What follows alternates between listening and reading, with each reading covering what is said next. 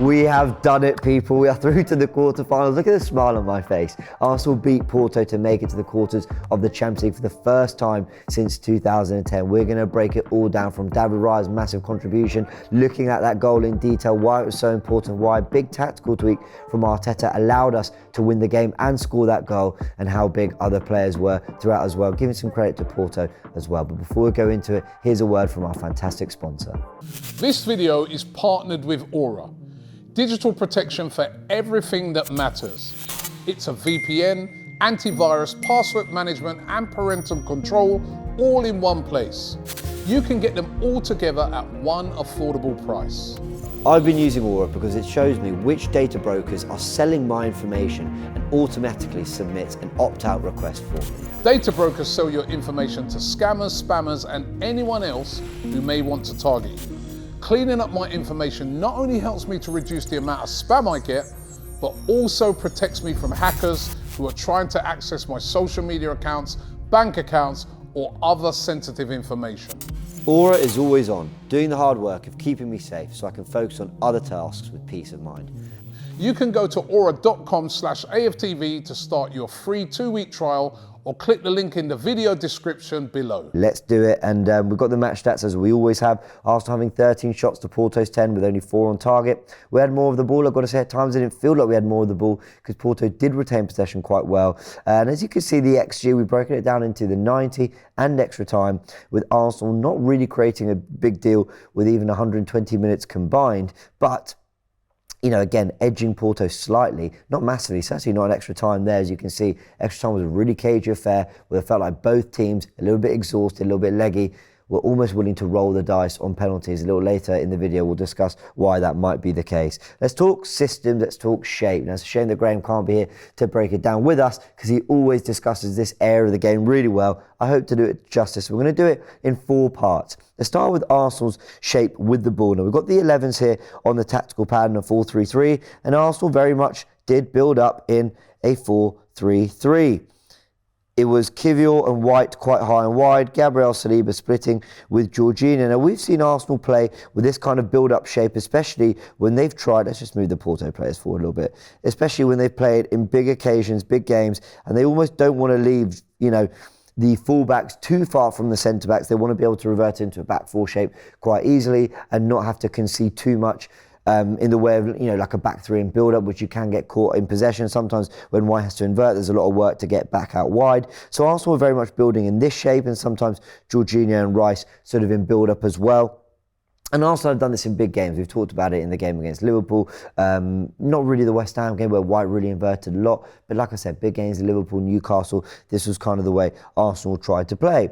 Now, Porto, to counter this, have had 2 different types of setups out of possession. I'm going to show you with 2 average positions maps, starting with the first leg, where as you can see, Porto here played more in a 4-4-2 defensive shape, or you could even call it a 4-2-4, with, you know, a line of the number 10 Conceição with Pepe, Evan Nilsson number 30, and Galeno really in a tight 4, making it really difficult to play through. But this time in the away leg, as we can see here, this time it was more of a 4-3-3 defensive shape for Porto, really congesting that midfield, and Arsenal found it difficult to play through. And if we take it back to the tactical pad, that meant a narrow 3 here with Pepe, Varela and Nico really congesting the middle of the pitch, and Arsenal were just really struggling to play through. They were, here we go, they were really struggling to just find their connections into these areas of the pitch. Really, the most joy Arsenal had were down the right-hand side, but we weren't really able to feed Jorginho, feed Rice as much as we'd want to, and even play the lines through to Ødegaard. Whether that was Arsenal being a little bit tentative, not wanting to risk the pass, it felt like we were missing.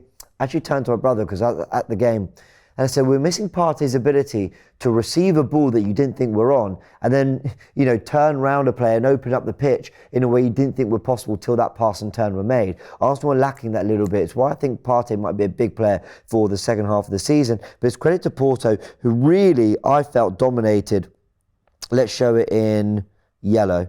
Really dominated this area of the pitch. Maybe not on the ball, but structurally they had control of that part of the pitch the way they'd want. A lot of people felt, we'll show it in a blue, a lot of people felt that it was going to be a low block and that Porto were going to protect this area very well. They did, but they didn't shy away from actually being quite high up the pitch and engaging Arsenal in a really compact manner around here. They didn't press. They weren't looking to chase our centre-backs all over the pitch. They were looking to, as I said, just control. No, let's do that again. There we go. I keep dragging my notifications down. There we go. Just control that area of the pitch very, very well, and they did, and it was very, very difficult for Arsenal to play through.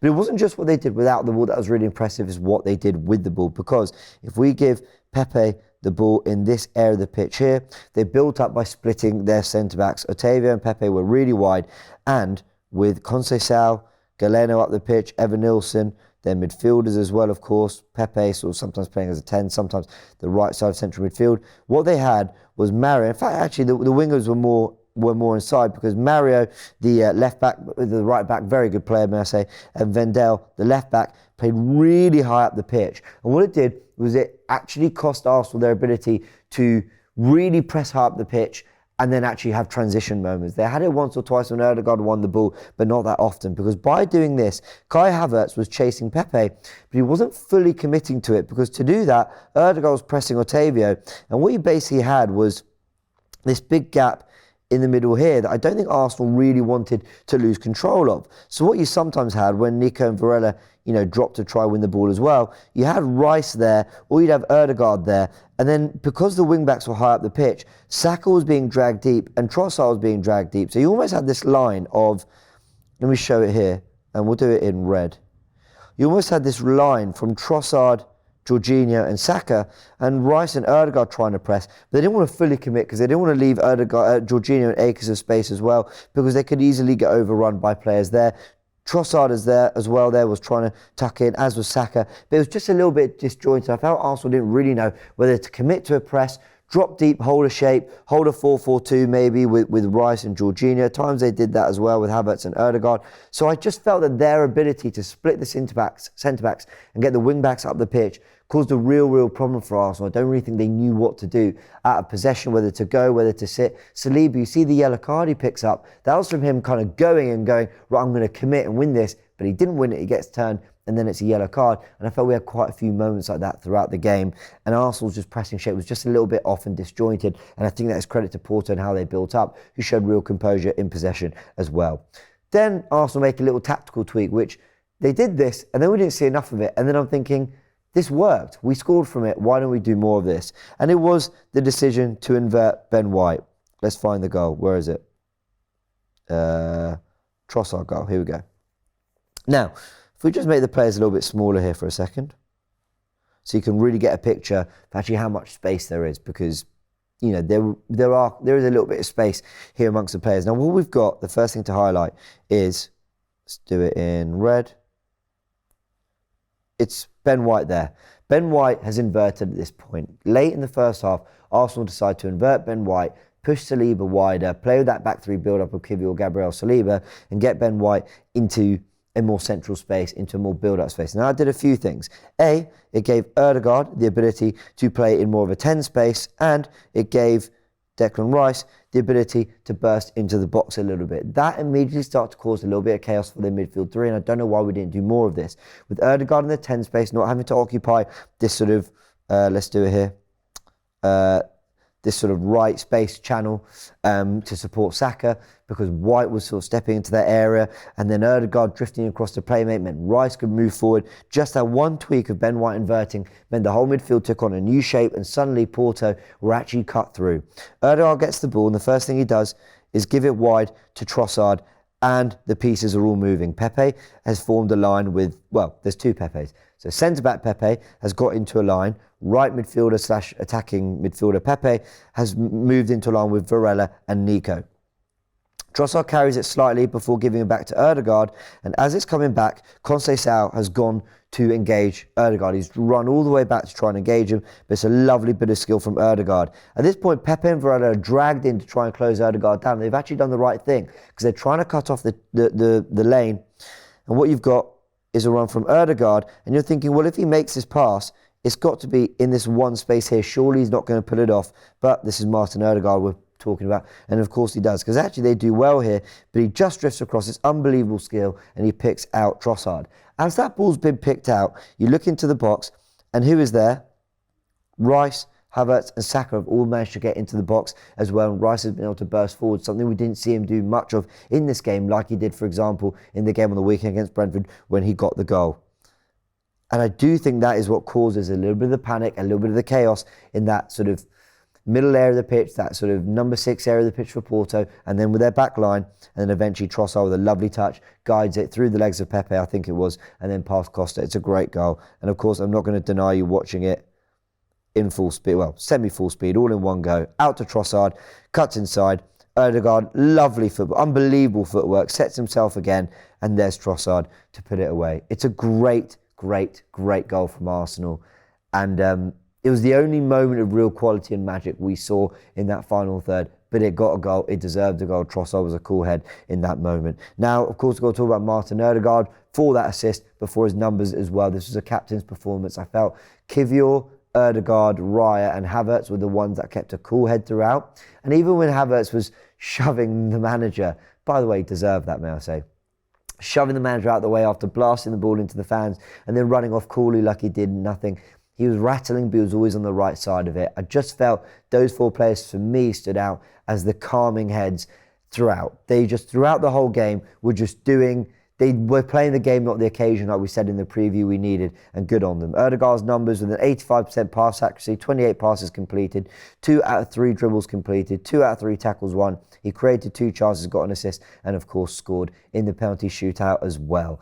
Now, speaking of the penalty shootout and the big moments, we've got to talk about David Raya, who had a huge night as well. We've got here his percentile rankings in the Premier League, because what I really want to show is how he's ranking really highly in the Premier League for these specific stats I think came to fruition in this game against Porto. Post-shot XG, which basically measures the chance of the ball go, or the chance of the keeper saving the shot after the shot's been taken. It's a stat that I've got to be honest, I don't really get, but there you go. But he's ranking in the 95th percentile. That means in the top 5% for this particular stat amongst other Premier League goalkeepers, and as you can see, he's up there for throws attempted, crosses stopped, so percentage of crosses stopped, defensive actions outside the penalty area, and average distance of defensive actions. The amount of time David Raya had to come off his line and just sweep up, the amount of times he was at times just stepping up a little bit so that the defence could step up. He was brilliant, and the big thing was cross-claiming. Ball was coming into the box, you were thinking this could spell trouble for Arsenal, and he went, nope, don't worry,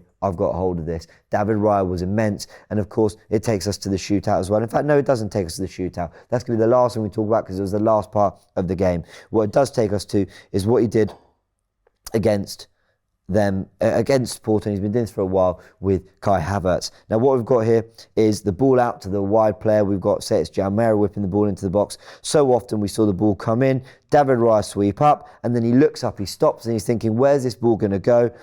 And he'd either hit the channel for a Kai Havertz or a Bukayo Saka, or if we just take it all the way back, this is where Kai Havertz was brilliant as well. It would go along to Kai Havertz for a flick on and a nod on into someone in midfield as well. David Raya's ability since he's arrived to claim the ball and go, right, what are we doing next? It triggers the Arsenal players to go, Raya's got it, and now we're going to make a move to see if we can exploit some of the open space. He was brilliant from that perspective, and I thought his link up with Kai Havertz throughout the game was great as well. But of course, you all want to know about the penalties. I haven't got any great data, I haven't got any great stats. You'll see that he saved 2 penalties, nearly saved a third.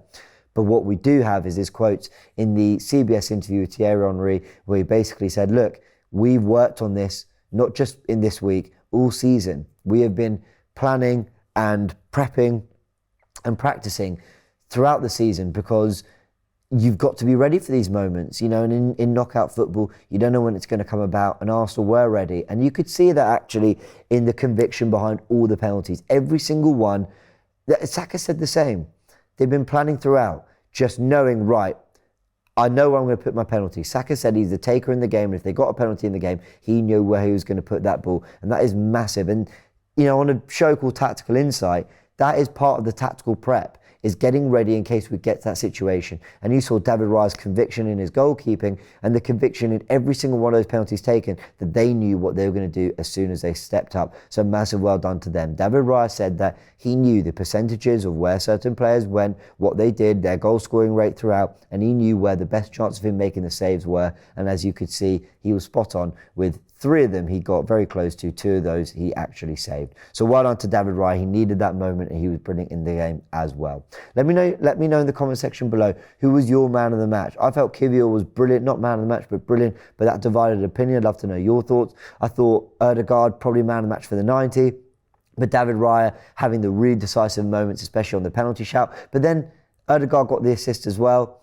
So who knows? I'd love to know your thoughts in the comment section below, and how great was Kai Havertz as well, rattling them and really being in the wars. Arsenal made through to the quarterfinals, and there will be a live draw to find out who will be playing this Friday from 11 a.m. UK time live on AFTV. We cannot wait to find out who we've got in the quarterfinals for the first time since 2010. Well done, Arsenal. We're going into the international break, top of the league and in the quarters. That's all I asked for. That's all.